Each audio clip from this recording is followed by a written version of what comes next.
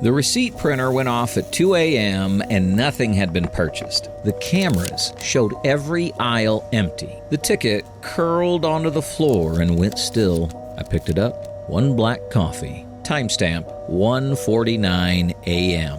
I hadn't sold a coffee all night. I'm typing this from a bench inside the store.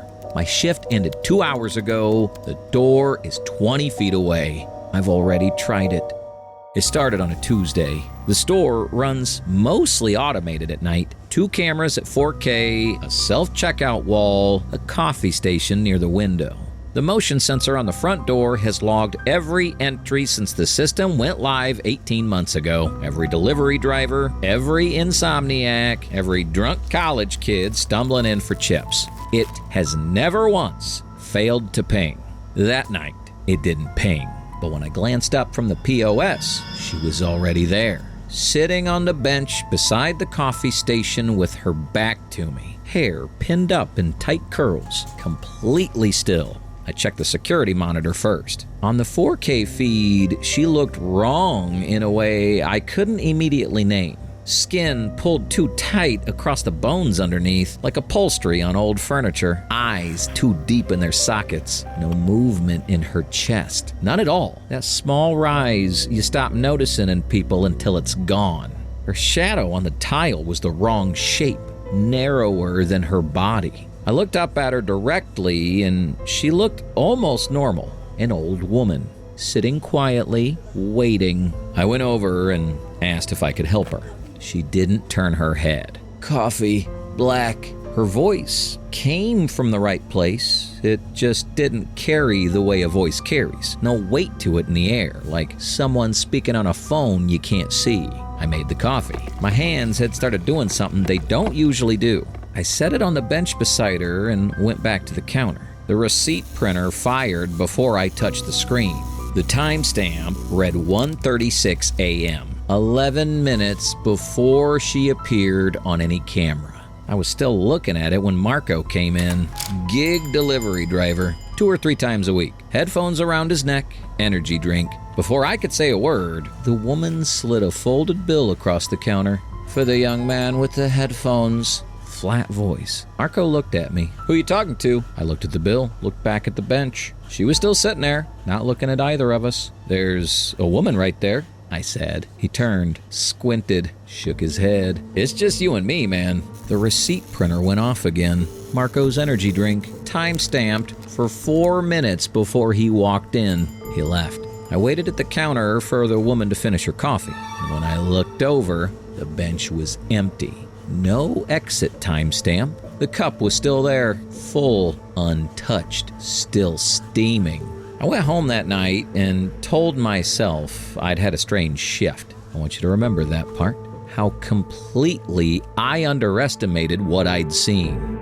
3 days later, my boss texted me. Marco had been hit by a delivery van on Culver Street. The paramedics said the impact should have killed him on the pavement. He coded twice in the ambulance. Came out on the other side of 2 surgeries with a fractured arm and a story the ER nurse said she didn't have a category for. By every measure of the physics involved, he shouldn't have walked away. I went back to the receipt log that night. Marco's drink logged at 2:11 a.m. He walked in at 2:15. Her coffee logged at 1:36. She appeared at 1:47. The transactions had been recorded before they happened. I noticed something else, slowly, the way you notice a smell that's been in a room. The coffee cup she'd ordered was still on the bench. 3 days later, nobody had thrown it away. The night shift cleaner had walked past it twice on camera and not seen it. I went over and picked it up. Still warm. Not hot, warm. The way a cup gets 10 minutes after you pour it. 3 days. The coffee inside was at the level she'd never drunk from. No skin on the surface. No film. Like the laws that apply to liquids sitting in a paper cup for 72 hours had quietly decided not to apply here. I poured it down the sink and had the distinct feeling I shouldn't have. She came back 9 days later. Same bench, no door ping. I pulled up the security feed the moment I spotted her and kept my eyes on the monitor while she sat there. 4 minutes. I counted. She did not blink once. The cooler behind the counter, the one that runs constantly, that I stop hearing within the first hour of every shift, wasn't running. The silence had weight, as if her presence were drawing the sound out of the room and holding it somewhere I couldn't reach. A girl had sat up at the corner table with a laptop, earbuds in, studying. The woman looked at her and said, without turning to me, "For the girl who needs to get home safe." The receipt printer fired twice, fast. First ticket, the girl's coffee. Second ticket, 1 bus fare. We don't sell bus fares. There is no SKU for it in the system. There is no way for the POS to print that line item. I stood there holding a receipt for a transaction the machine wasn't capable of processing, and the paper felt warmer than it should have, and I put it in my jacket pocket. The girl left. The bench was empty before the door had even swung shut. The cooler started humming again the moment she was gone. 2 days later, the girl posted on the neighborhood app, "Gas explosion in her building. Her floor. She wasn't home because her bus had run 20 minutes late. Everyone in her unit was evacuated. No one on her floor made it out without help." She said it felt like something had made her slow down that night. That was when I started keeping a folder. Every receipt the woman had ever generated, cross-referenced against neighborhood apps, news alerts, the local scanner feed. Marco, the girl, a regular family of 4 I won't name. They came in less and less, and then not at all. Every one of them, within 72 hours of getting a ticket, something happened. Something that should have killed them. She wasn't hurting them. She was saving them. That was the pattern. Simple as that. She came in, she paid, the receipt printed before the event. Then the event happened, and they walked away from it. She was the reason they were still alive. I sat with that, looked at the bench where she sat, tried to understand what kind of thing chooses people that way. The mechanism didn't matter. The pattern did. People who got a receipt got to keep living. Then the printer fired. I hadn't sold anything in 20 minutes. The store was empty. The receipt was already on the floor. Timestamp, next Thursday at 3:24 p.m. The item field was blank. I picked it up. The paper was warm. Warmer than it should have been. Warmer than the receipts in my folder, which I had not, until that moment, noticed were also warm. All of them. Every one I'd kept. Holding heat like they were still being held by something. I had a receipt for an event I couldn't see, for someone I couldn't identify at a time that hadn't happened yet. Whoever it was for, something was coming for him on Thursday, and the woman was gonna pay for it before it arrived. She came back on a Thursday afternoon. That was new. It had always been deep in the night. This time, it was 3:20 p.m. 4 customers in the store. A couple by the hot food case, a teenager in the chip aisle, a man reading the label on a protein bar. 4 minutes before the timestamp. One of them was about to need her. I watched them, the couple paying for sandwiches, the teenager comparing 2 bags of chips, the man trying to memorize a nutrition label, trying to guess which one of them was going to walk out into something that would have killed him by Sunday. I waited at the counter for the woman to call the name. She didn't. 321, 322, 323. Nobody got named. The 4 customers wrapped up and drifted toward the door on their own.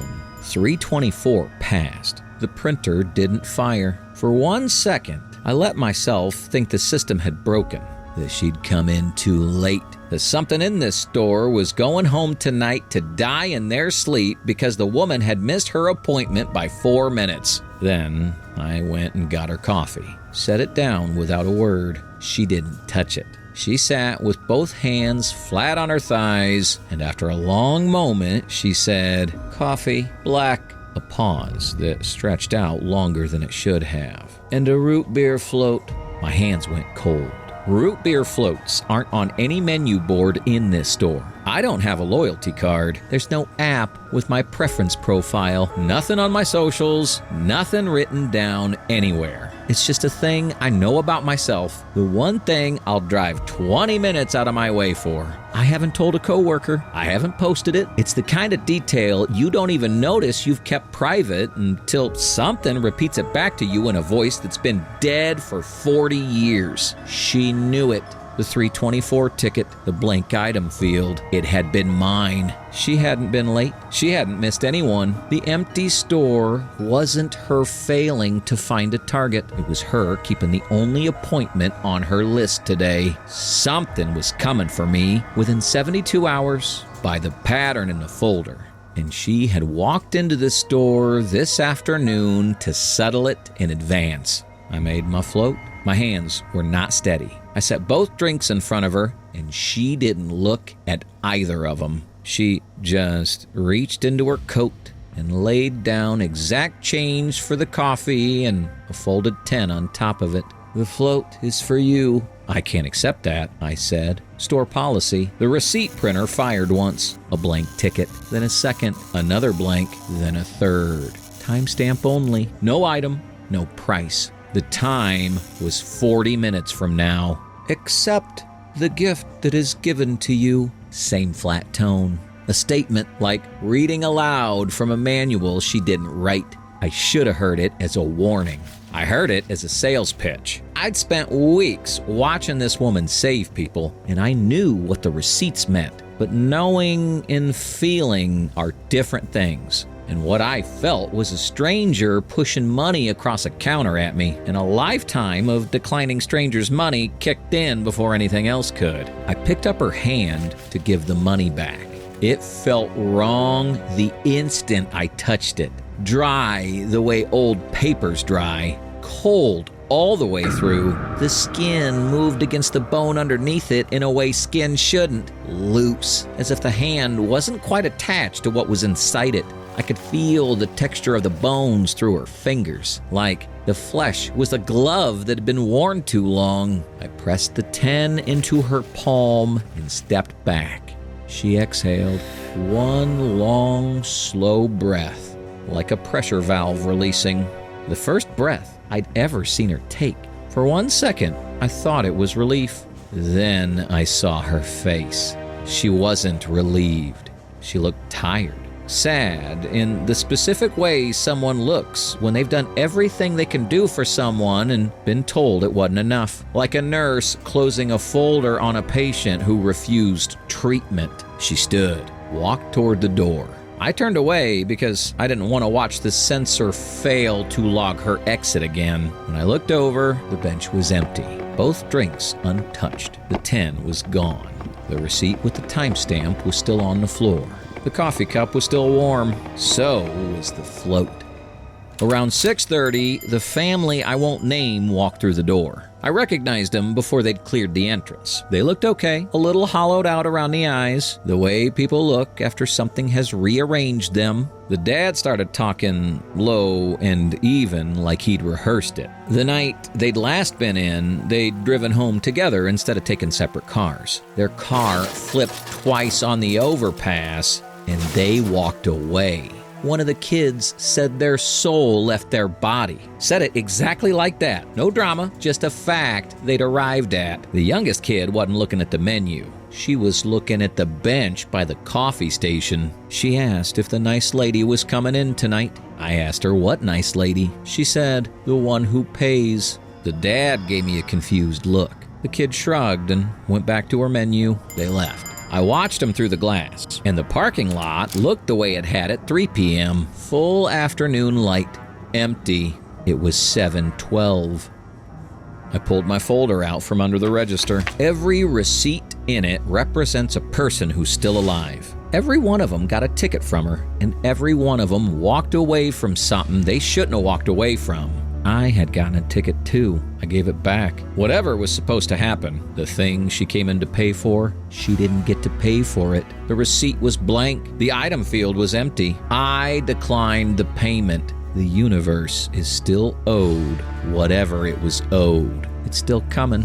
That's the part I keep landing on. The pattern is simple. The receipt prints, the thing happens, person walks away. I broke the middle of that. The thing that was going to happen to me is still going to happen within 72 hours by the pattern, and there isn't going to be anyone paying for it. I don't know what it is. The folder doesn't tell me. Marco got a van. The girl got a gas explosion. The family got an overpass in the rain. Mine is whatever it is. Sometime in the next 3 days, sometime after I leave this store, I walked over to the door. My hand was on the bar. The bar moved a quarter of an inch and stopped. Not because it was locked. The lock disengaged. I heard it. The bar just wouldn't go any further. I tried again. Same quarter inch. Same stop. Through the glass, the parking lot still looked the way it had at 3 p.m. Full afternoon light. My car was where I'd left it. It's almost 8.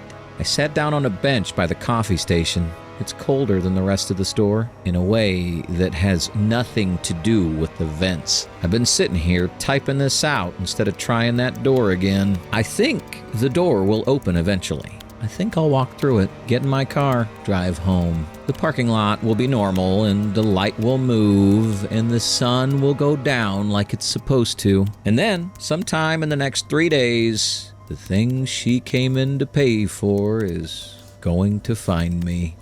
Then the receipt printer fired one last time. I didn't touch it. I sat on the floor, face up, and I didn't have to walk over to read it because there was nothing on it. No timestamp, no item, no price. Just one word, printed in the middle of the paper: declined. If you'd have taken the float, you already know what to do. Subscribe, because the next story might buy you a little more time than I bought myself.